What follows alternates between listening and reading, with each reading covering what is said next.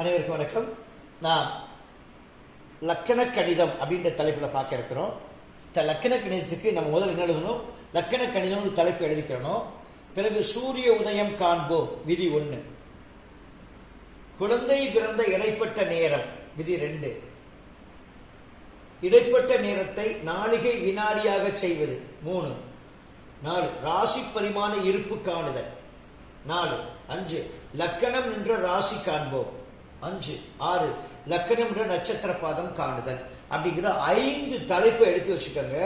இந்த 5 தலைப்பையும் நாம ஒவ்வொரு தலைப்பையும் எப்படி அப்ளை பண்ணா கணிக்கலாம் அப்படிங்கிற பற்றி தெரிய விளக்க போறேன் உங்களுக்கு. அப்படி ஒரு 5 தலைப்பை முதல்ல எழுதிக்கங்க. திரும்ப சொல்றேன்.